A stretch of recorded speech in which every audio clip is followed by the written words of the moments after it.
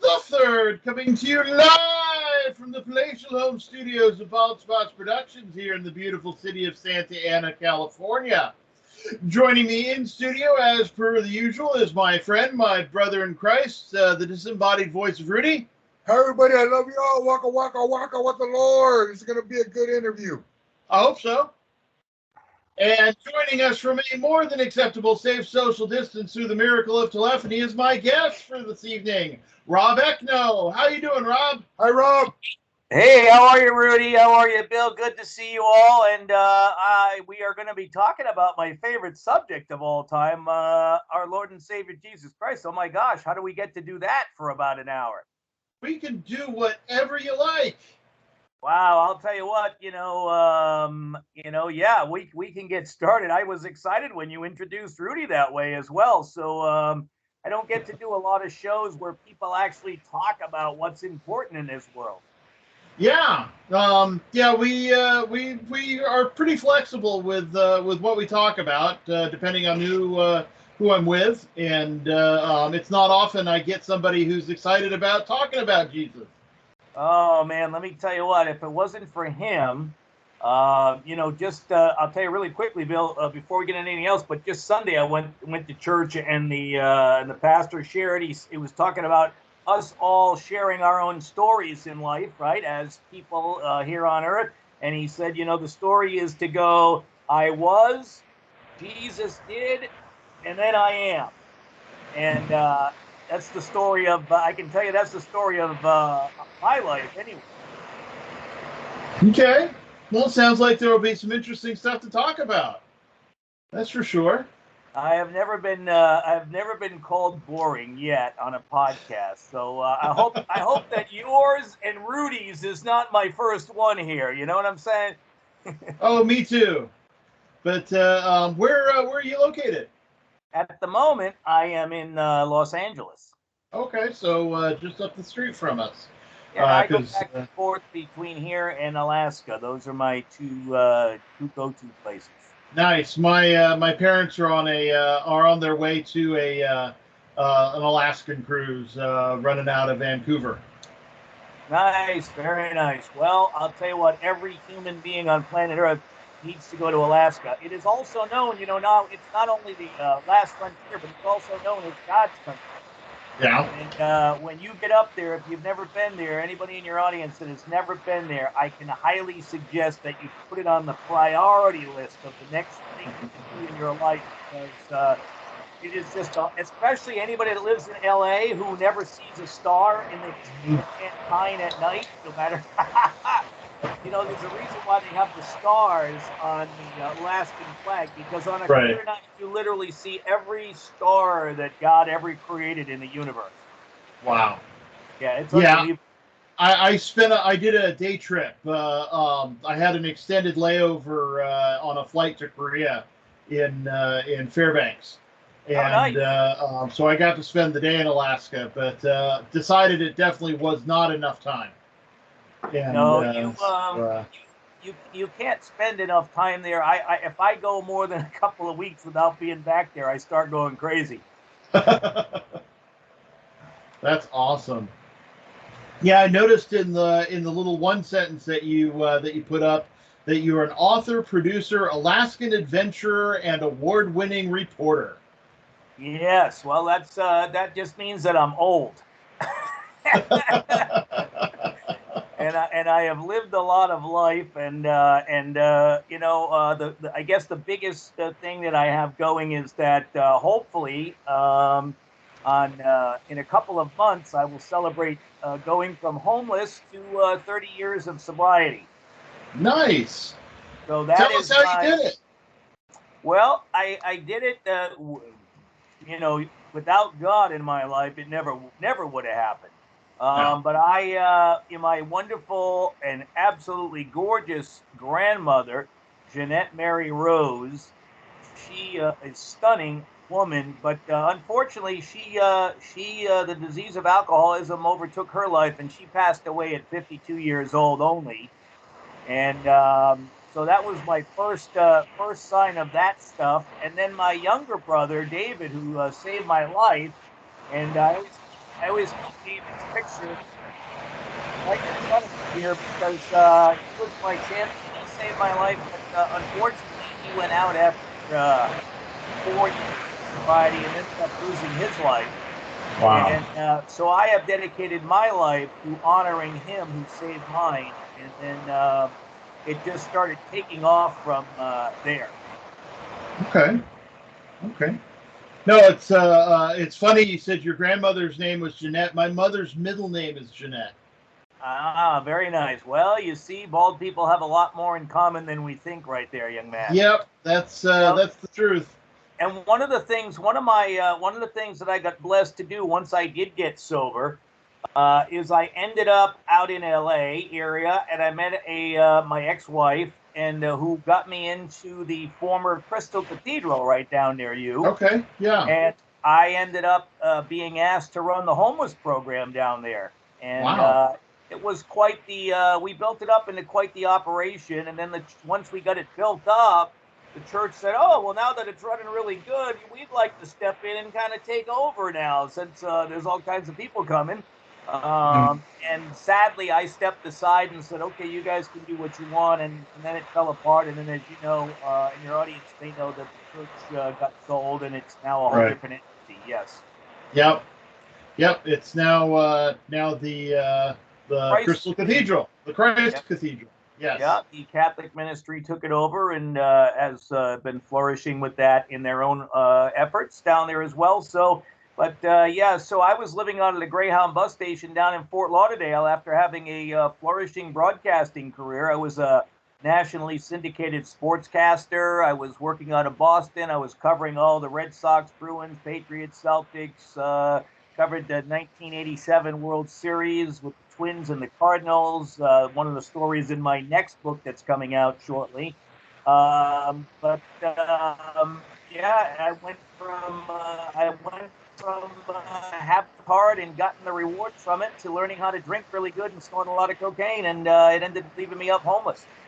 Wow. Wow. That's amazing to come back from that. Truly, praise and glory to God for that, for coming back from that.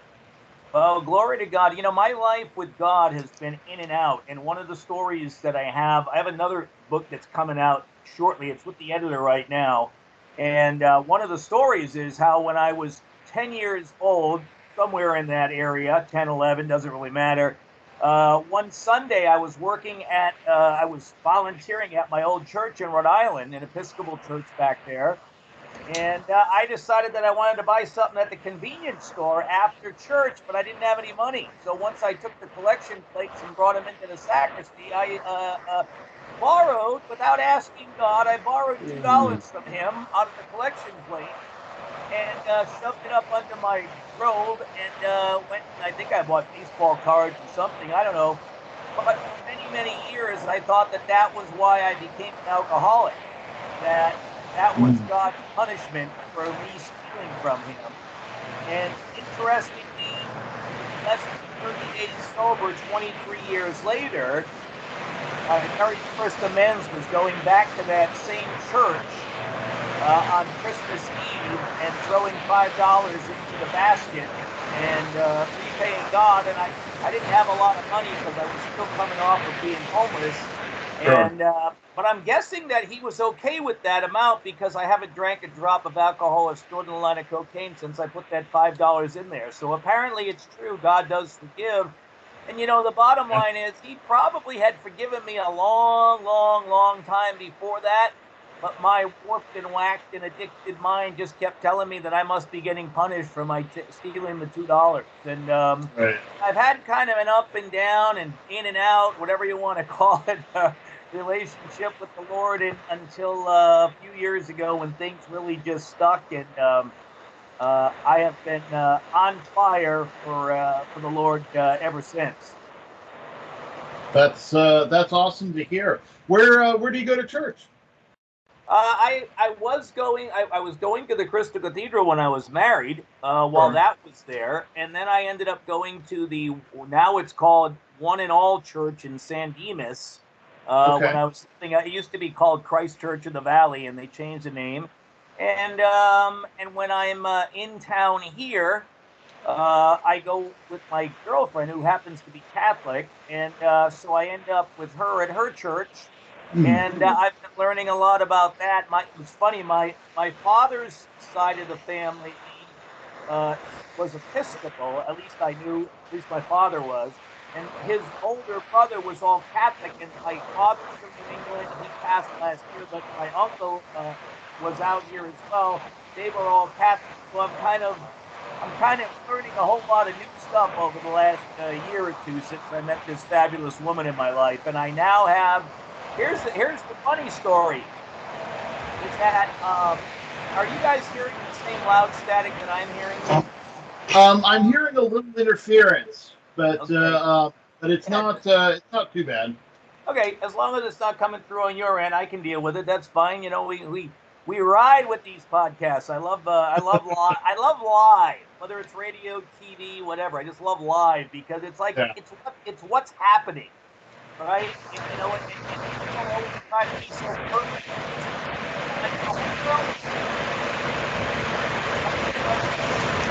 There's only one perfect one, and as far as I know, he hasn't come back. Right.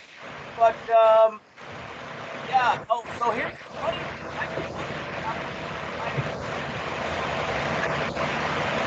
Right. I'm losing you there. That's weird. Why am I losing you? Yeah, I just am hearing a ton of static. Yeah, I'm not hearing the static, but I lost your voice completely there for a minute. Can you hear me now? Yeah, I hear you now. All righty. I guess you edit these things. No, actually, I don't. Oh, there we go. We're doing this live to tape. Very cool. Yeah, it's the quality's usually better if I don't go live, Gotcha. but record it. But yeah, I put the honest truth out there, and that Fantastic. includes the mistakes. Fantastic. All right. So as long as I know that I can screw up as many times as possible here, and but This is a safe place to screw up. yeah, no doubt. So what was I saying there? I had so I didn't even know this. This is how I share with people in my, recovery meetings, or if I speak at churches or whatever. I share that God is like so far ahead of us, in our lives with the plans that He has for us, right? With you and I, He knew that you and I were going to be a lot of trouble, Bill. I know that for a fact because He said, I know the number of hairs on your head. And He didn't have time to be counting the number of hairs on our head with all the stuff that He was going to have to fix in our lives. But nonetheless, so this is cool. I did not know this, but my girlfriend is really faithful into the Catholic religion, and she has taught me a lot about the saints that I never knew about. And I now, over the last year plus of dating this incredible woman, I now have like this immense relationship with Mother Mary. And people see it all the time. They'll be like, Mother Mary just was talking to you, wasn't she? And I'm like, she was. And they're like, other people can tell that I'm getting this stuff from her, whatever you want to call it, messages or insight, whatever it might be. But I've had some powerful things. So one thing I did not know is I grew up in my hometown, and this shows you how far ahead of that God was. So the very first recovery meeting I went to was at a place called St. Vincent de Paul in Coventry, Rhode Island. And my younger brother took me there. David, who's passed away. But I never knew this until I started dating my girlfriend. But St. Vincent de Paul is the saint of the poor and the needy. And Okay. at the time that I went to my first meeting of alcoholics, I was homeless. So I was certainly poor and needy. Just very interesting that was my first meeting. Then my hometown church, a few miles up the road, was St. Matthias Church. And I found out now that St. Matthias is the saint of alcoholism and addiction. Okay. And that was where I went to I not only stole the $2 out of the collection plate there, I also made my amends to God there with the $5 on Christmas Eve back in 1992. Okay. But then my home group alcohol meetings were in the basement of St. Matthias Church. So in the foundation of the church, I now begin a new foundation, a new life of St. Matthias and God. Also, in my hometown, I probably drove past it 1,000 times, if not more. It was Our Lady of Czestochowa Church. And I did not know this until all of this war stuff started happening in Ukraine. But Our Lady of Czestochowa is actually Mother Mary. Okay. So I had driven by her thousands of times over the 20 some odd years that I had lived in my hometown. So I had all of this stuff that God had already been introducing me to so many years before I ever had a clue. Oh yeah. And so he's so far ahead. So the thing that I found out, especially in my recovery meetings and stuff, is that, you know, you can trust God or not. Whether or not I trust that he's up there watching over Bill and Rob and Rudy or not, it doesn't mean that he's not, even if I don't. Right? Even if I deny the fact that I'm an alcoholic, like a lot of people have a hard time going into 12-step meetings because like I don't want to be known as okay, just because I don't want to tell anybody I'm an alcoholic doesn't mean I'm not an alcoholic. Right. You know, I'm living out of the Greyhound bus station, for heaven's sakes. I can't stop storing dope and drinking vodka and Jose Cuervo. You know, I think maybe I might have a problem. Yeah, but I don't want to tell anybody I have a problem. Well, it doesn't mean I don't have a problem just because I don't want to tell you. So it doesn't mean that God is not 20 steps ahead of us at least, just because we may or may not want to believe in him. Right. You know, he has proven to me time and time and time again, and that's what my next book that'll be out in a month or two. That one there is all my stories of my up and down and my in and out beliefs with the Lord until I finally clicked into me that yes, he obviously had to be guiding me along the way through all of my insane decisions. I mean, I've had some pretty insane decisions, and I would like to say, you know, my current book that's out, I don't know if you can see this or not, but it's called Is It God or Coincidence? Okay, yeah, I can see it. Coming to Grips with the Unexpected Wonders in Life. Now, this book has been out for 2 years, and it's still doing extremely well, and there's an amazing, the last 2 chapters, it started sharing at my recovery meetings in Hollywood and Alaska and stuff. Every time I share the stories in the last 2 chapters, it's about a gentleman who actually ends up passing away and how I needed a job and I ended up working at the Orange County Fair down near you in Costa Mesa, and how this whole thing came about with my relationship with the Lord, how it just elevated like 20 levels. It's now being written into a faith-based film by a brilliant screenwriter here in Hollywood. So we'll see what the Lord's got in store for that. Okay.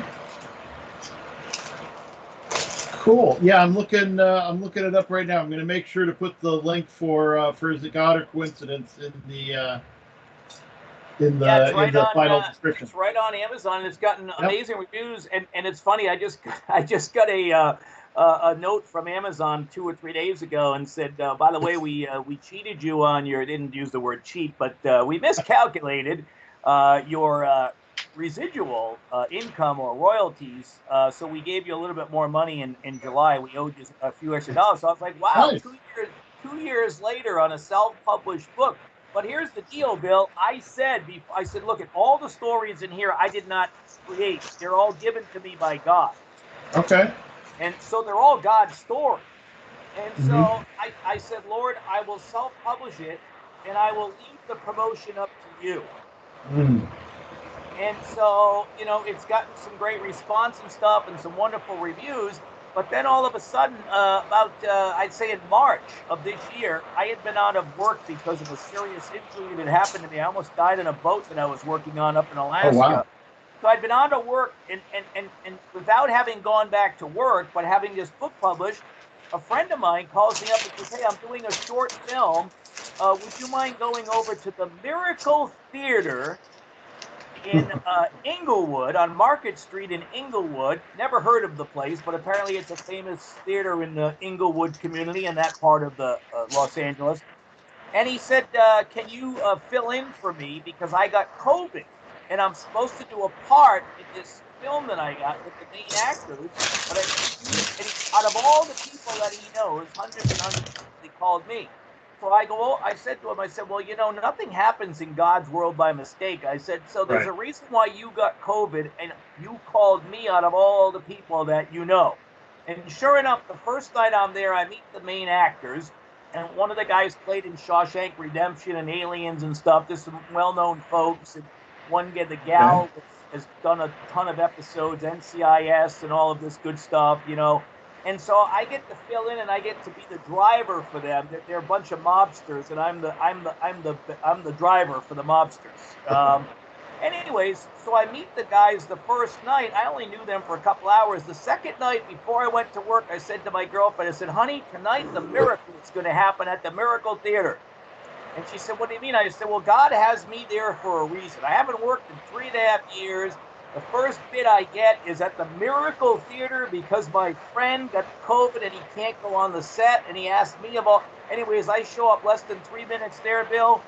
One of the main stars says to the makeup lady, he goes, yeah, I directed these movies with this guy. And he said, but they were all face-based films, though. And I was like a good 25, 30 feet away from this guy in the dressing room. And I just automatically screamed to him. I pointed my arm out and screamed and said, you're my miracle. And he said, what are you talking about? And I said, dude, I wrote this book. I told him this whole story. I ran out to my trunk because God always told me to keep copies of the book in my trunk. So I always keep copies in my trunk. I ran out. I got him. I said, can you get it to this star, right, that directed these movies for? I want to get it in his hands. And so we talked. He gave me his cell phone number. The next day I called the writer and wrote the short film.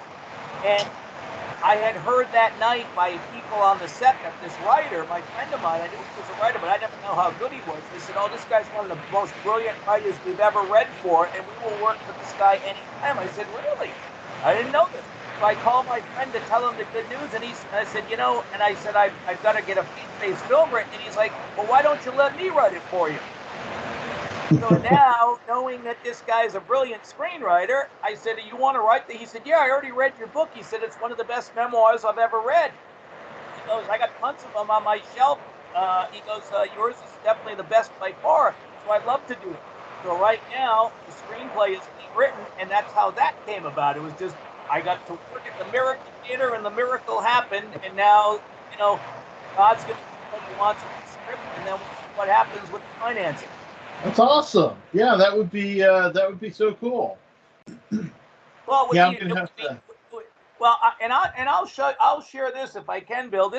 I want to share. I would love to really share. In the Bible, God talks about this, and Rudy probably knows this, and you may know already. But God talks about the fact that if He puts a good work in us, He will give us everything that we need to make it happen. Right. And most people that I know think that I'm a whack job because I just have too much faith in the Lord.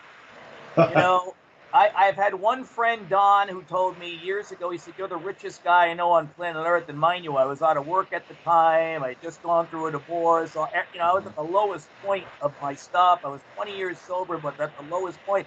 But he said, no, it's not about your money. And all. He said, you have more faith than any human being I've ever met. And that makes you the richest man I've ever known. And I thought that was a pretty cool statement. So the bottom line is this. My wife leaves and goes in a totally opposite direction in life out here in Los Angeles. So my family said, listen, you know what, just leave everything for her and the 2 kids that were her biological children. Just leave everything to them. Trust that God will take care of you. And so I literally left with $100 in my pocket after taking care of my 2 dogs for 10 years. And some things happened, and that's the way it ended up. And so my family's like, just trust God. He'll take care of you. Yeah. So I trusted in the Lord, and it was an ad on one of the casting websites in Hollywood looking for a jewelry salesman in Alaska, and it came with a house and a place to live and a car. And I had sold jewelry on TV shopping networks for 15 years prior to that. So I took the job. I end up in Alaska. One thing leads to another. All of a sudden, I've got a bunch of books being written. I've got shows that I've created. and all this stuff. But I was working on this one private cruise ship, and one day one of the deckhands left a big hatch open, and I fell in, shredded my leg. I laid on a bed for 2 hours, belt wrapped around my leg, trying to keep me alive. I had lost a ton of blood. I was feeling like that and ready to go into shock. So the fact that I'm still here, so you know, the insurance company, they want to steal as much money or deny you, whatever word you want to use, Right. as much money, so that you'll just say, oh, you know, just give me $5, I'll just suffer the rest of my life, whatever, right? But I had God in my corner, right?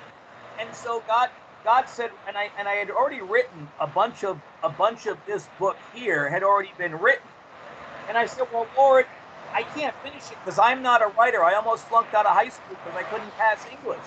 I said, how am I going to finish this book? I don't know what periods and commas go, semicolon, all this other stuff, and I can't print what I've written. So I just call up my friend David, who used to be an international marketing director for Warner Brothers. Now, mind you, they were paying me so low that I was literally living on $7 a day in Los Angeles for more than 2 years. Wow, that doesn't even seem possible. You tell me about it. Try doing it. But God, you know, he gives you what, you know, he wanted me to be exactly where I was so I would focus on getting out the amazing stories that he had given me to get out. And so I got to a point where I can't publish this, you know, it's like, it would be a mess. And so I called my friend David out of the blue. And I find out that David, who used to be an international marketing director at Warner Brothers, had just gotten laid off the week before. And so David was a writer as well. So David said, hey, why don't you come over to my house? He lives in the, you know, the Arcadia, Pasadena area. So he said, come over here on Monday and let me take a look at your book. Well, for the next year and a half, every week for 4 hours, David gave me 4 hours of free time every week. He signed the cover, he signed the inside of the book, and he was my writing coach. He didn't charge me a dime. Wow. So that was who God gave me. So then we got to a point where it's like, okay, we're ready to publish, but we really need somebody. We really need a copy editor to go over this stuff and double check our work and make sure we got stuff right. So I was at my old apartment down near Universal Studios, and I was standing outside, and this gal comes walking down. She's my neighbor, and we had talked a little bit in the past, but never really much. And she's standing there, and she goes, how's life going? I said, well, it's good. I wrote this book, but I'm kind of bummed because I can't publish it. And she said, why not? I said, well, I need a copy editor. I said, I can't really just put it out there the way that me and my friend have done it because we don't know how many corrections it needs and all this. She said, well, why don't you just give it to me? And I said, well, why would I do that? She goes, don't you know why I work out of my apartment? I said, no, because I'm a professional copy editor. He said, I used to work at a publishing house for 30 years, and now I do all this stuff for scientists and researchers and stuff, so that's my expertise. She said, I'll be happy to bless you because I believe in you, and I've watched you work and stuff, and I know the effort you've put in. Your roommate has told me the effort you've put in. And she goes, after 5 o'clock at night, after I earn my paycheck for the day, I'll bless you, and I'll edit this for you. Well, so it got edited.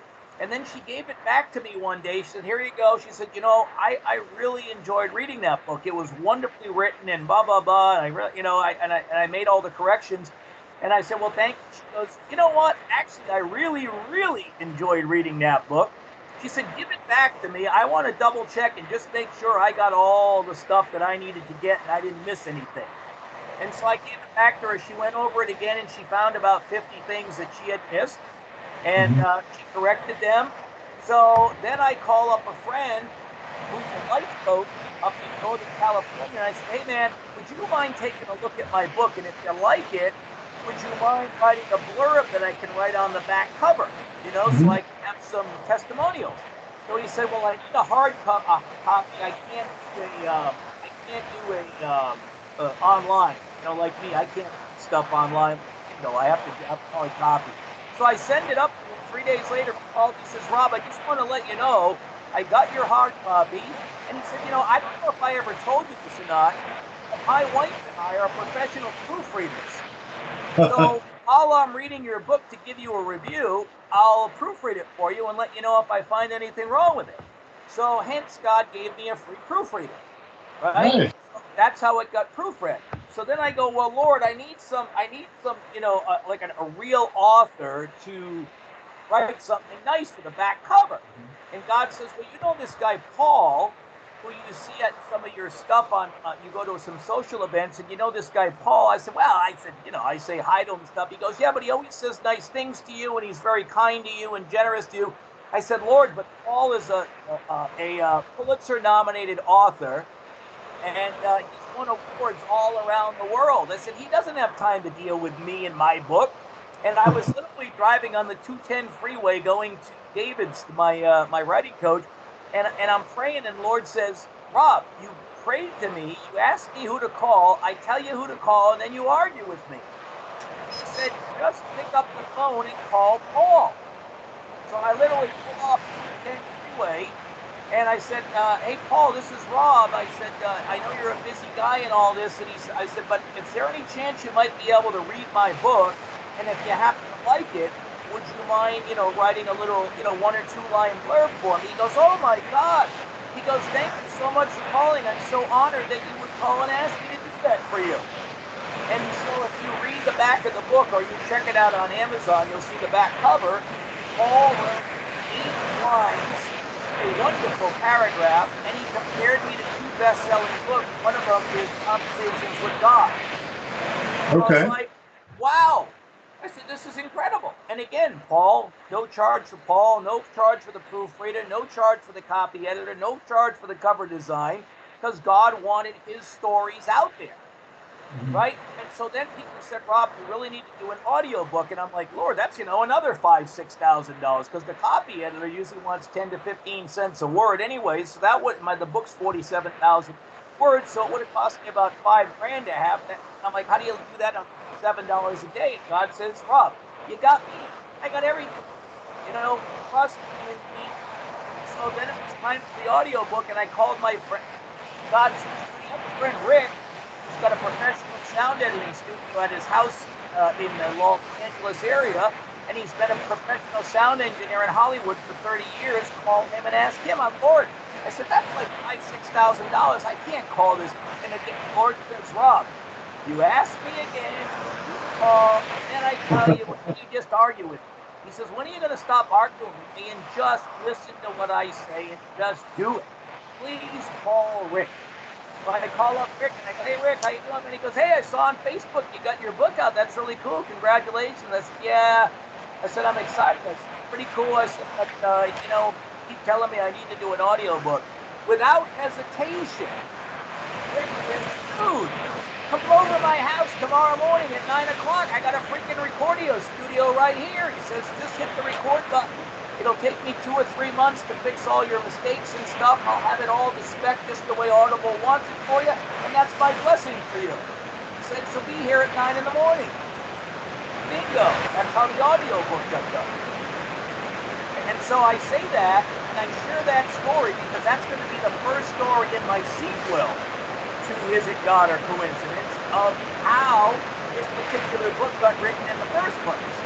And so I say that to your audience, Bill, every week, because so many people, especially in this time of COVID and inflation, all of this stuff that's happening, and the political crisis, and the vision, a lot of people are living lives not trusting that the Lord has a plan for their life. And they're so caught up in all of the, whatever you call it, craziness, chaos, whatever you want to call it, of the world, that they're forgetting to focus that the Lord has an amazing plan for their life, that each one of us has an amazingly special purpose that we need to get out into the world and use our skills and talent. So here's the other funny thing. If you open up to the first page, to the introduction was written by my old English teacher in high school. 45 years later, I only stepped out of high school because I couldn't pass English, and my English teacher wrote the foreword to the book for me. I mean, you just can't, I was going to say, you just can't make this stuff up, but I didn't make it up. It actually really happened. Wow. So I share that story because I want your audience, hopefully, to know that God has got a plan for them. He's got a plan for you. He gave you a talent to get a message out and host a podcast, which we're doing. And who sees it, we don't know. God will take care of the people that He needs to see your podcast will see it. The same thing with Rudy producing it and his talent and skills behind the scenes, right? And then he took a guy that almost couldn't finish high school because he couldn't write, and he's asked him to write a freaking book. This is my second book. And then I have my next book, and I already have another book that's already written as well. That one needs to be edited as well. So, and they're all about my relationship with the Lord. And so, I never know how He's going to use me. And now, like I said, there's a faith-based film being written, and we'll see what the Lord's got to do with that. And what's really cool is the guy who's writing it is actually a screenwriting professor who teaches online, and he's been a professor for like 30 years.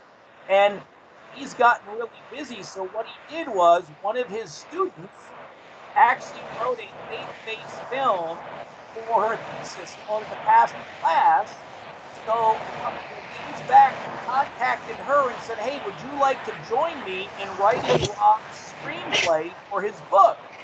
And so she read the book and, wrote wonderful notes back. It's well written, really enjoyed the book, all of this stuff. I would love to. So now the professor and his student are going to work together and she's very Christ-centered, are going to work together they're working together to write the faith-based film on my book. How cool is that? That's pretty cool. So we never know how the Lord's going to use us, Bill. No, we don't. We have to just be ready and open, and just getting to know get to know Him through His Word, and be open to His leading. I never would have gotten to the church I'm in if I hadn't have been open for it, because I never would have chosen it on my own. I don't speak much Spanish, but God said, "No, Bill, you're going to join a Spanish-speaking church," and so that's where I'm at. And two of the podcasts I do over the course of the week are Spanish language services.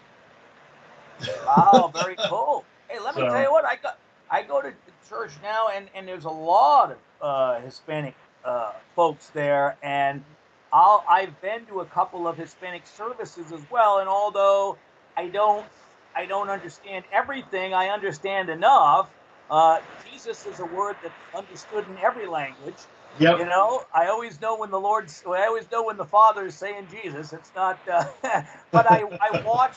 But the energy, I was telling my girlfriend the other day, I said I love the Hispanic community because, for instance, if they are so tight together, right? They are so family oriented. They are so focused on doing good stuff. I mean, every community has its bad apples, right? No matter what gets. Sure.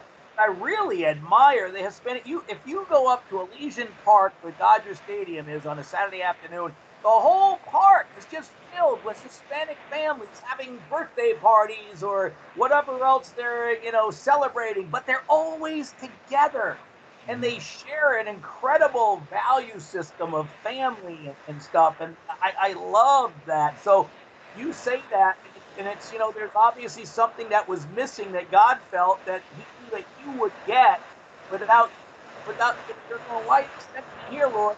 He sent it. There's a reason. Now here you are broadcasting 2 of their services every week. How incredible is that? Yeah, it's pretty good. We've reached people as far away as Cuba, and definitely Cuba's a place that can use a little more of the Lord. And I'm willing to bet that a lot of people down there really are desiring the Lord as well. And for whatever reasons, they may not be able to express themselves in their joy for Him or the desire for Him as we are here.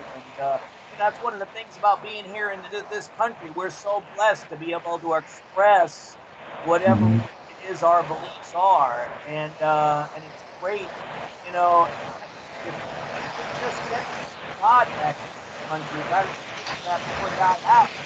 You know, I can Yeah. only imagine what he's looking at right now up above, looking at, I know that he's smiling right now upon Rudy and Bill and Rob and anybody who may be listening to this this podcast, simply because we're boldly talking about him. You know, the Bible tells us, hey, man, don't be wishy-washy about me. Jesus says, if you're in or you're out. Right. You know, and if you're kind of wishy-washy, then just wait till you decide whether you're in or out. You know, but go boldly. And you were just sharing, you know, my job, your job, our job is to be prayed up so that we can put on our suit of armor, go out into the world and be there for that soul that's searching for the Lord. And when that person walks into our life and, you know, steps up to Rudy who by an accident at the grocery store, or Bill, you know, when he's over there buying a, you know, a Slurpee at 7-Eleven, whatever it might be, you know, or Bob's out walking his dog, because I have had more blessings walking my dog. You would not believe the people I run into. And I end up talking about God, you know, and my job is to be prayed up, you know, come to the Word.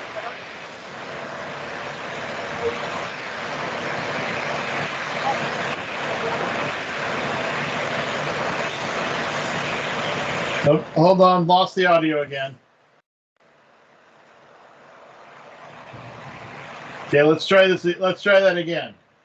All right. Okay, that's better. All right. So I was saying that, you know, our job as Christians, as Christ believers, is to always make sure that we ask the Lord to have the protection of his thickest shield of armor on us so that we can be safe out in the world wherever we go. There's a lot of crazy stuff happening. You know, you just turn on the news any time of the day. You know, wow, it's, you know, but the point is, you and I and Rudy never know who's going to step into our lives at any given moment that is lost and is desperately seeking the Lord or a better way of life. And so it's our job to be prayed up, right? We know enough about the Word of God. We don't need to be theologians. Nobody Right. wants to be, nobody, we need to be an attraction of the Lord. We need to, like right now, I can see the joy of the Lord. I just mentioned the Lord's name, and you have this incredible smile coming out of your face, this incredible glow. You have this amazingness coming out of your eyes. Now, if I was lost and confused and down and out, and I saw you, I would come up to you and say, man, you look like you're a pretty happy dude. You know, I'm down and out. What are you doing that's making you so happy? And you get to say, you know, hey man, I'm just trying to be the best that God has created me to be today. And I've said that to people, and then total strangers in Alaska, LA, wherever I am, and people come up to me and they go, hey man, I'm really having a hard time with the Lord now that you said that. Do you have a minute? Can you talk to me? Yeah. You know, I have a great story out in Sitka, Alaska, out in the middle of the ocean. And I was rushing back to get on our boat. We were taking off, and I was the cruise director, and I was the last one. I was running a little bit behind, so I started running. And then as I was running, I saw a penny and a dime on the ground, and I stopped to pick it up. And as I picked it up, this guy was standing like 3 feet from me. He goes, "Hey man, what'd you just pick up?" And I said, "A penny and a dime." He said, "Why'd you do that?" I said, "You know what it says on the coins?" I said, "It says, in God we trust." He says, "Yeah, I know that." And I started to walk away, and I said, "Have a blessed day." And I started to walk away, and the guy goes, "Hey, man, hey, hang on a second, can you please?" And I said, "What's that?" He goes, "You got a second?" And I'm thinking, like, no, I don't have a second. I have like 30 people waiting for me on a boat. So I didn't say that to him. But, you know, he said, "Man, I'm having a really, really hard time with my life with the Lord, and I'm really thinking that he doesn't love me, and I'm having a hard time dealing with my thoughts on him. Do you have a moment so I can share some thoughts with you?" And I'm thinking, you know what? Worst comes to worst, the captain has to wait 5 minutes for me to get there. You know, it's not going to make a real difference. So I sit there and I talked to this guy, and we had a really heart-to-heart talk. And then he invited me next time I come back to town to go out on his boat with him and go out for a joyride out in the middle of the Pacific Ocean. But you know, I was able to bring some light to him. And one thing I always do, Bill, is I always have business cards in my pocket, no matter where I am. I always have business cards. So that way I can say, like I was able to say to that guy, Jeff, I was able to say, here you go, here's my card, you call me later, and let's keep talking. Right? So I never know who the Lord is going to throw. And I'll tell you this, I don't know how you start your day, but I start my day and I pray every first. I thank the Lord for another day. When I wake up, then I say hi to Mother Mary, St. Joseph, all my saints that are protecting me, my angels and my families and friends in heaven that are watching above me. And then I pray, and then I meditate. And part of my prayers, the first thing I do is I say, Lord, please help me to do your will today, not my will be done. And please show me where I can be of maximum service to you and my fellows. And, things happen. I have a friend about an hour and a half away, texted me the other night, 72 years old, can't stop drinking. He's got internal bleeding going on. I couldn't get out at 11 o'clock at night. I wasn't driving an hour and a half to try to save this guy, so I was able to call the sheriff. And I asked him to do a courtesy at the hotel my friend was at. So now he's in a hospital about an hour and a half from me. So I'll go and see him tomorrow. But he's got internal bleeding going on. He can't start drinking. And, I'll go out and share some love with him. And maybe that might be the thing that gets him into a recovery program or something. Yeah. I never know. And so the thing is, I can't be involved with the results of my actions. I can only do my best to be the best Rob that I can be on a daily basis and share the light of the Lord into the world and have the smile. And, some days are a lot tougher than others, as we know. We lose people, financial things, all this stuff. But I can always know that as long as I've got him in my life, it's always going to be okay. So I don't need to sit there and spend my day worrying. The more I focus on helping Bill have a better day, or Rudy have a better day, or your audience have a better day, the more that God says, thank you. I appreciate that.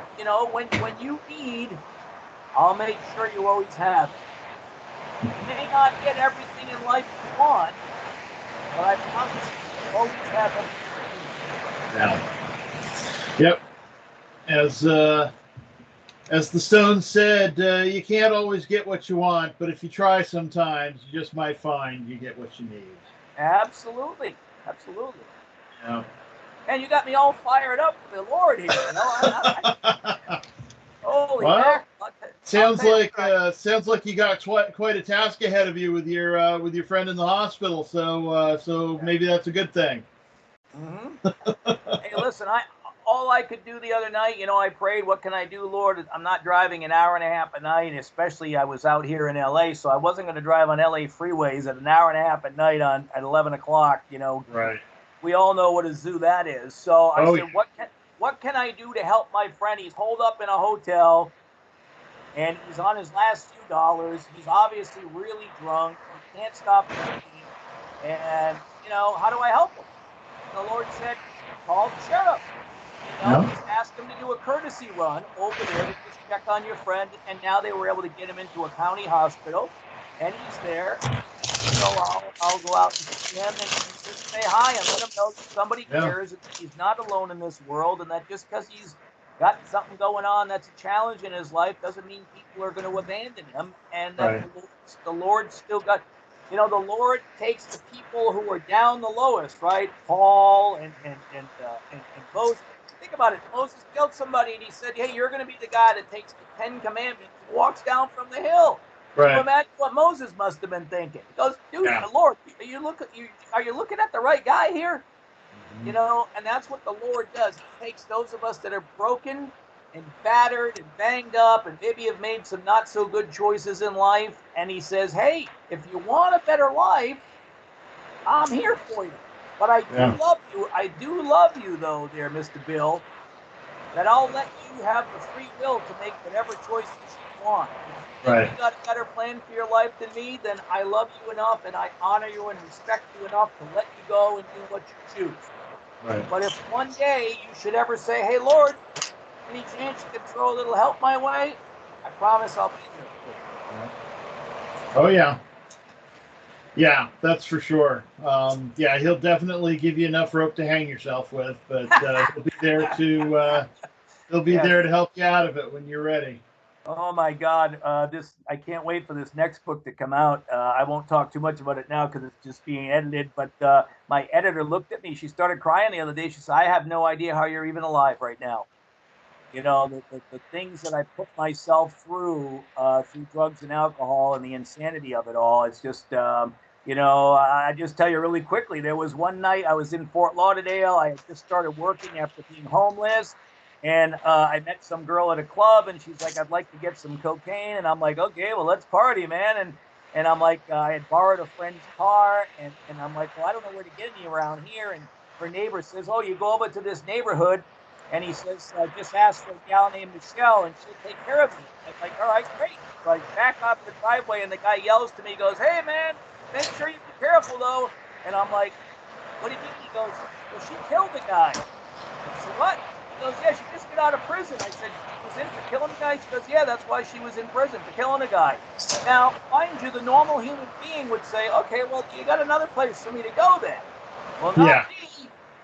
My addicted mind says, "All right, well," so I go over there and here I find this gal and she gets in my car. The fact that she just didn't stab me to death or blow me away and just take my money, but these are the choices I used to make when I used to say, "God, I got things under control." And so I have to believe that you had some level of protection, enough something between me and that gal and other situations that I've been in to keep me going. And since he kept me going, I believe he did anyways. Others can believe as they choose. But I believe that I need to dedicate myself and work for him and do as much as I can to help other human beings that might be going through the same struggles. So if I've got to get in my car and drive an hour and a half, well, oh well, I'm blessed to have a car. I'm blessed to have gas in the gas tank, and I have 2 legs, and I have 2 arms to drive, and I have my prescription sunglasses. I'll make it. Yeah. And to show my friend that somebody cares, especially at 72. Imagine being 72 and not being able to stop drinking. How much hell that man has been through his whole life. Yeah. Yeah, that's amazing. Yeah. The Lord says, it's never too late to come to me. Yeah. No, that's true. That's true. But yeah, he's protected me through some very different types of situations. Like I was in an industrial fire, and Wow. yeah, and surprised myself. The first thing I did as I was on fire was pray. It was very simple. It wasn't very eloquent. It was basically just God help me. But in much louder than that. But yeah, but he brought me through it. Did you use different words too? No, I didn't swear. I was quite amazed and still am that I was on fire and I didn't swear. Yeah, he was definitely there with me through it. And yeah, I actually had to come up with the plan on how to deal with it too, because I was at work and I was the low man on the totem pole, and everybody else was freaking out. And so I had to, and I was wearing a half-face respirator, so I had to yell just to be heard. And so I had to tell the people, the manager and the supervisor and my senior coworkers and all that. I'm like, okay, you go and do this. You find out that. You go and get a car so that we can go to the because we had to go to an industrial medical facility that was nearby. It was like 2 blocks away. And had to tell everybody, it's like, okay, this is what you need to do. This is how we deal with this. And I had to be calm because they weren't. And meanwhile, my flesh had basically ripped off the gloves I was wearing had melted into the skin of my hands. And when I took them off because I couldn't get them to stop burning, it just kind of ripped layers of skin right off the backs of my hands. Oh, And yeah, it was. I don't recommend it. It was highly unpleasant. So I'm guessing that every day you still have some type of. Oh yeah, there are reminders. Yeah, I have a little bit of nerve pain from it. Yeah, I take meds for it and all, and Yeah, it affects me even now. Let's see, 94 to 22. That's we're coming up on 30 years. Wow. So yeah, just a couple of years away, and yeah. But he was with me through it, and he had a plan that I wasn't on the right path, I guess, and so he let this thing happen, and it steered me in a different direction. And Wow. yeah, And the good news is that you've accepted that different direction, mhm, and rather than screaming at the Lord saying, why could you let this happen? You're a bum, right, you're a loser. You yeah, realize that just the opposite, that he was there protecting you, and even though you had to go through a lot of pain, we look at Jesus and we're like, how much pain did that guy have to go through with yeah, people kicking him and whipping him and beating him and all of this stuff, and then pounding nails through his hands and feet, and, yeah. just craziness what he went through. And Oh yeah, absolutely. so you and I, like I said, I sat there with my leg, shredded. I'm fortunate to be on this side of the grass. People see the Yeah. pictures and, wow, how did you survive that? And then I listen to your story, and it's cool that, eventually he brings us all together so that we can share in stories that honor and respect him. Oh yeah, yeah. You mentioned the why of why did this happen, kind of a thing. And I've come to realize that the why is not in the past. You can find out the how by looking at the past. It's like, okay, this is what happened. This is how it happened. I did this. Somebody did that, and it all came together for this thing to happen. But the why is in the future. Mm. The why this happened is where you're going. It's how it changes your path. And Wow.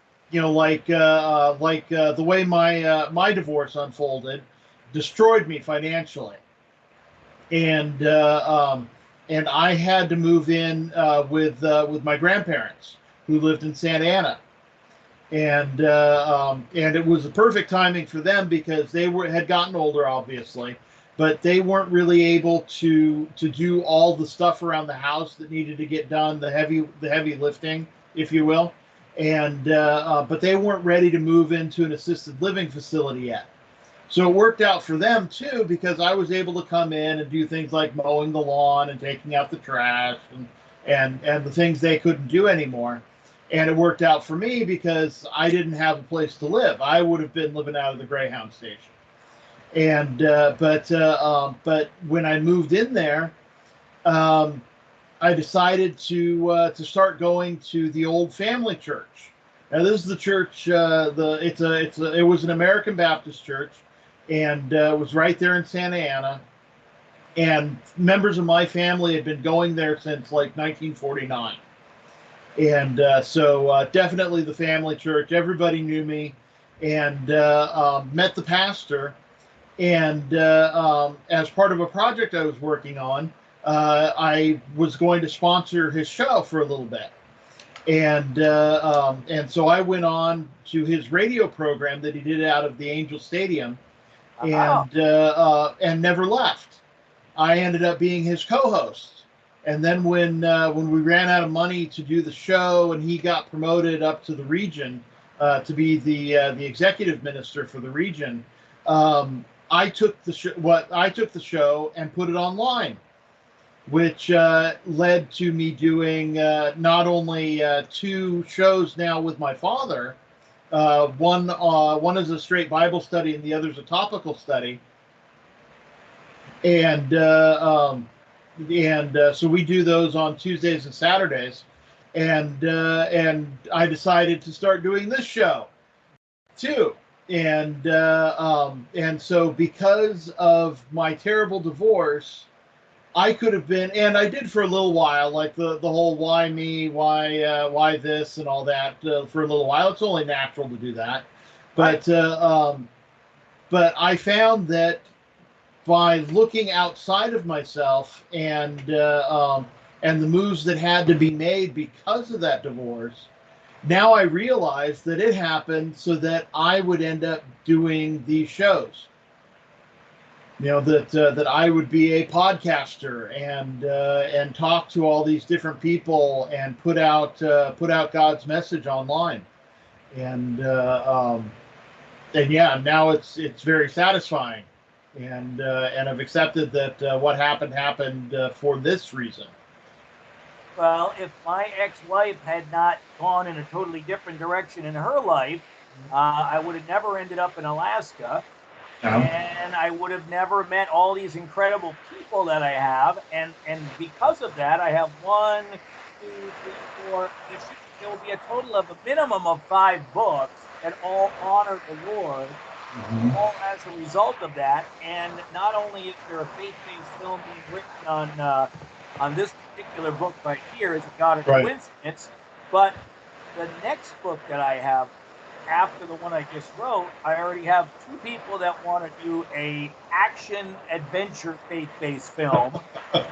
Okay. Like a Die Hard, but with a faith-based underlying moral to it. And I've already got people knocking on my door for that. So nice. None of this stuff would have happened. Plus, I would have never had all of these incredible experiences walking into glaciers, underneath glaciers in the ice caves, and flying on top of glaciers, and all of these incredible experiences that I've had, that people saved their whole life, that God said, here you go, have as much of it as you want, I got it all for you. And so yes, so look at you're doing all this stuff, and you hit something that I hope your audience really paid attention to, because it caught me. The why is not, why, Lord? Why did you just take all my money? Why, Lord, did this accident happen? Or why, Lord, did this divorce happen? I can't understand why this is happening. All my friends are doing this and that, and why do you got me here? And I've never heard that before. So make sure you share that with people. The why is not for why is it happening to me at the moment. It's why is it happening to me, because so now you know that it's happening to you because the Lord has this incredible plan to use you for the future, but he couldn't do it in the position you were in because your parents needed your help and other things needed to happen. And it all happened because, one of my statement that I put out is, there's a blessing in every challenge. It's up to me to find it. Right. And so you looking at the why, and the why is in the future, that is absolutely brilliant. You need to make a bumper sticker or something, or put that on your webpage. The why is in the, seriously, because you caught my attention, and now I can share that with people. Yeah, please and do. All of your audience can share it if they choose to. That's why you hit me with, I caught that, and it's so prominent what you said, and it's so insightful. I hope your audience picks up on it as well and realizes that if they're going through challenges, if I had, here's the funny thing, I end one for you. We talked about me having to live in a particular place because I only had $7 a day, and I was blessed that somebody let me rent a room very cheap. The day after my editor gave me back the book, I ended up getting a little bit more money and was able to move into a nicer place. And the place that I moved out of was with a 92-year-old man, and he ended up having a bunch of health issues, and his son was able to move in with him to take care of him because I was able to move out the day after the editor gave me back my book for God. Wow. I mean, he's got this thing planned, and you hit it on the head with the why. I hope you share that more often with people, because that is really something that people are living in so much fear right now, because they are like, why, Lord? Why? Why am I out of work? Why do I have this? Why did I get, all of these whys they ask. But they're asking so many whys because they don't really believe that he's so far ahead of us. I don't really have to ask why. I say, okay, Lord, well, I'm not sure why this is happening, but obviously you got a plan, because in Jeremiah 29, you're telling me you got a plan for me, for hope, a future, to bring me good stuff, not to harm me. So either I believe you or I don't. And even if I don't believe you, it doesn't mean you're not working on my behalf, because you love me so much and that's what you do. Right. Right. But yeah, just you gotta keep moving forward. You know, that's where the why is. It's in the future. It's in the space in front of us. I love And that. That yeah. is seriously, that is brilliant, Bill. Make sure you keep sharing that because I'm going to use that from now on, and I'm going to take all the credit for coming up for that on my own. I'm not going to mention anything about my friend Bill down in Santa Ana that turned me on to this. So, Rudy, if you're listening, don't close your ears right now because I'm stealing this and using it as my own wisdom. You know, I share with people all the time. People say to me all the time, they go, Rob, you're a really smart guy. And I say, no, I just listen to a lot of people who have had a lot of life experiences and I absorb it. And then when people come to issues, I can say, you know, my friend Bill once said, why it's not about what now, but it's about God. I said, no, that's not me. That was my friend Bill. Everything I have, I didn't create on my own. Yeah. You know, We all stand on the shoulders of giants. Love that. Yeah. Now I can't take credit for that one. Oh well, you've got some amazing wisdom to share as well, and I'm telling you, you have the bubbling, brilliant face of your eyes are just oozing with goodness and happiness and joy, and your whole glow about you. Even underneath that beard there, I can still see the good energy coming out there. And I hope you continue to shine your light into the world, especially in Santa Ana. That's a really challenging area in many parts, as we know, right? So a guy like, there's no doubt why the Lord has Bill stuck in the middle of that particular area because, you know, you change one of those guys' lives and all of a sudden they start looking around and other people are looking at them going, hey, dude, you used to be this guy, this guy, this guy. Like, yeah, you know what? I ran into a guy named Bill, and he kind of just shared that, you know, maybe God had a better plan for my life. Yep. That's all we can do. And you keep doing that too, for sure. I will. Boy, yeah, you got a lot of great things coming up. That's yeah, it's just amazing where the Lord's taken you. The journey has made you an absolutely incredible person. I can't. Thank you very much. I can't. You know, I just like I said. I just I'll end you. I'll end you on this. If we can end on a high note of a typical sad story, but a high note. Right? We never know where we're going to be, and if it's a life. So in chapter 6 of this book,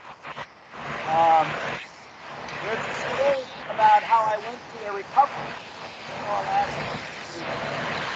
He was trying to get sober. He was in this recovery program we have up here, and he was from South Central Los Angeles. Okay. So it was an African American gentleman, and in the book I think I called him Larry, and so Larry was up there. And, you know, anybody that knows South Central Los Angeles, many people would call that a kind of a challenging neighborhood.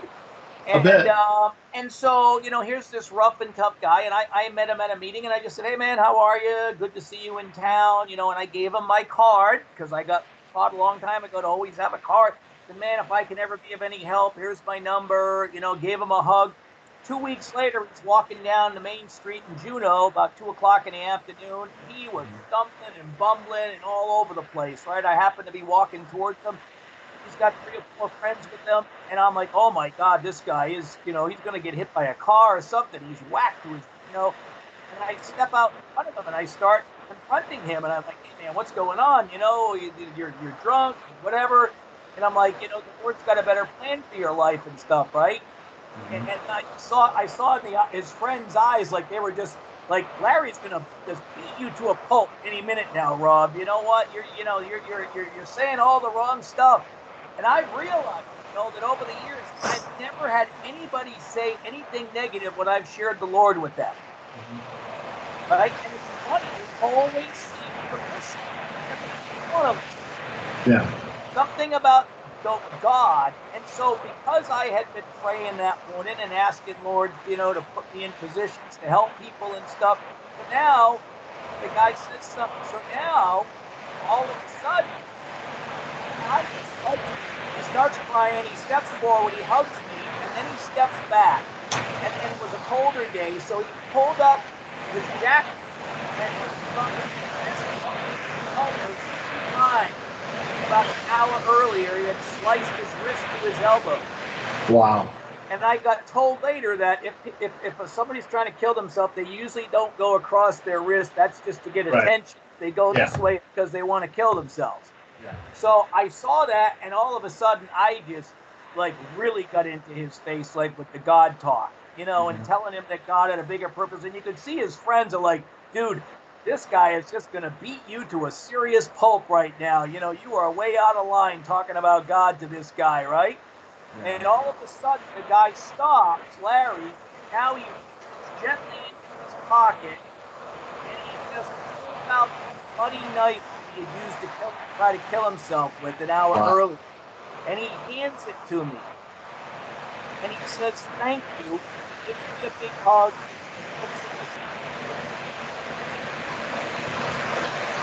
And I was just standing there going, oh my gosh.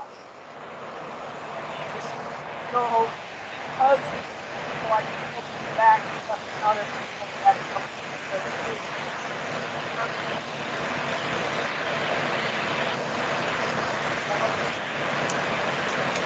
I have no idea whether or not my talk that day helped him.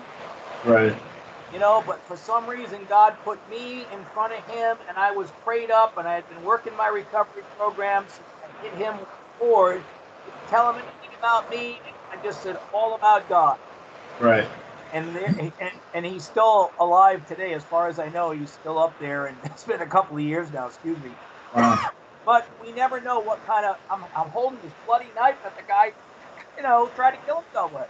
Yeah. Yeah. You planted a seed. You definitely planted a seed there, and someone else will water it, and God will get the increase. Ooh, I love it. Yeah. Can't take credit for that one either. No, I was just doing what the Lord said. You know, I saved you. I need you to help me save others.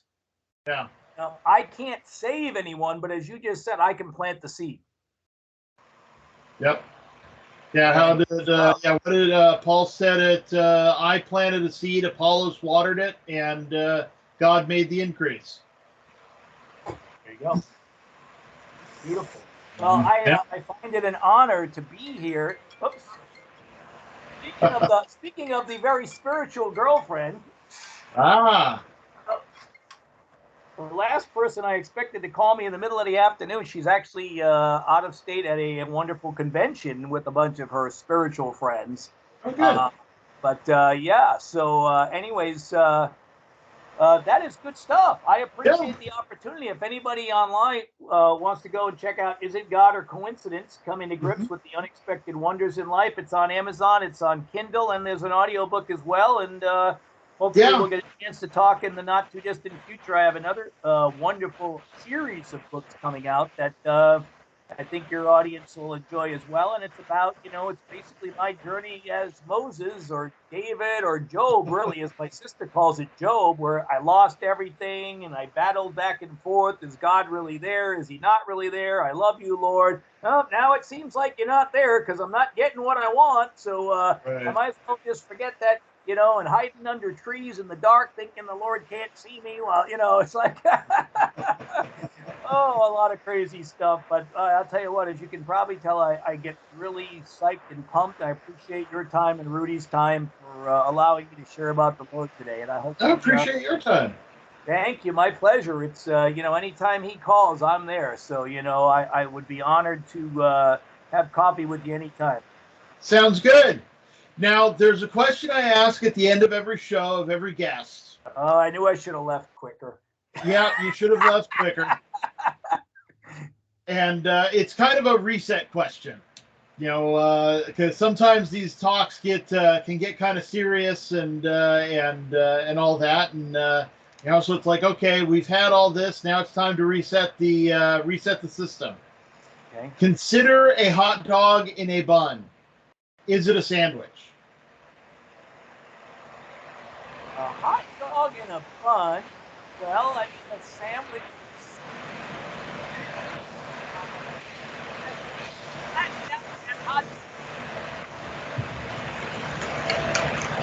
Another sandwich. Lost the audio there for a second. Are we back? We're back. All right. So my analysis of your question of is a hot dog in a bun a sandwich?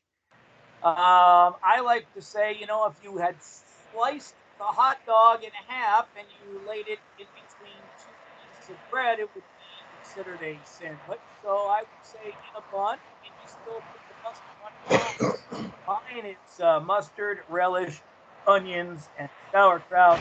Celery top.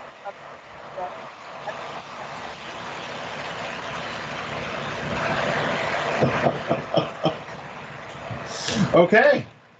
Yeah, the yeses and the nos seem to be pretty evenly split on it. You know, some people are adamant on their position that there's no way it could be the other. Well, I would be open on that one because I'm, you know, if somebody else but it just makes sense to me logically that you still have two pieces of bread on each side, something in the middle, you know, whether it's peanut butter and jelly, whether it's you know, ham, or whether it's just a piece of cheese, it's still. So I would not argue too much that, but I would. Now you just got me dang hungry. I want to run down to Hollywood and Pink's Hot Dogs and get a couple of. Oh, there you go. Yeah. Oh, yeah. Bill, you're gonna, you know, my cholesterol is gonna go sky high now after being on this show with you. Yeah, I gotta watch that myself. I can't make the run down to. We got a Pink's at, or at least we used to, down at Knott's Berry Farm. They've got a Pink's there too. So yeah. But there's also a place in Buena Park called Portillo's. Yes. And, yeah, and I'll go and get a good Chicago dog. Oh, But, there you go. Yeah, yeah. Now those I think are sandwiches. Yeah, they are. They've got a lot going for them. Those are the ones they have. Don't they have the hot peppers on them? And yeah. Yeah, that the neon green relish. And, yes. Yeah. Yes. It's funny. I can eat a Chicago hot dog, but not Chicago pizza because I don't like the thick stuff. I gotta have the pizza. Got to be thin crust for me. But the Chicago hot dog, yes. Okay. All right. Well, I think that's a good note. You made me hungry, so I got to go eat now. Yeah, me too. Me too. So it's been wonderful speaking with you. I thank you for spending the time with us, and let's do this again. Definitely when you got the new books to promote, we'll definitely want to do this. The links won't change. Yeah, there you go. I appreciate it. So there you go. If you're looking for some inspiration, is it God or coincidence? Coming to grips with the unexpected wonders in life. And Bill is going to be kind enough to put the link up there right over on Amazon. You can get Kindle, paperback, or audiobook as well, whatever you'd like. Right. Whatever you like. Great. Well, let me do the end credits, see if I can remember everything. Since Thank you very much for blessing me. Thank you, Rudy, for producing the show. Thank you, Bill, for having me on. It's been an honor to serve you and the Lord at the same time. Hey, pleasure has been all mine.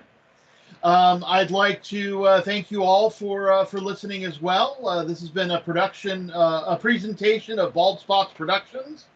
So Rob knows my friend Leah came up with the name for the production company, and it stands for something, but I don't remember what it stands for. And now that she's passed away, I can't ask her. So I'm stuck with a name and a meaning I don't know. But like to thank Rob Ekno for being on the show. I'd like to thank my amazing Ed McMahon, Rudy Corlew. Yes. And let's see, if you feel so led, head over to Patreon and support the show. It's Bald Spots Pro over there. You can also find us on Facebook. Don't forget to watch YWL Online. You can find that here on Facebook and all the major podcasting services. Let's see. Next week is who's on next week? I didn't check to see who's on next week. Oops, not that one. That one. Let's see. Scheduled events.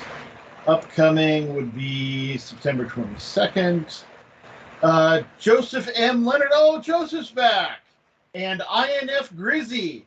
This is going to be an interesting one because on the surface, they seem like they would be very different people. So this is going to be a really interesting show next week. So be sure to tune in for that. And wherever you happen to be watching or listening, please be sure to like, comment, share, follow, subscribe, whatever it is you got to do to kick that algorithm into gear so we can reach more people. And with that, I'd like to thank our listeners again, and thank Rob for being on the show. And that, my friends, is that. Now I can stop the recording.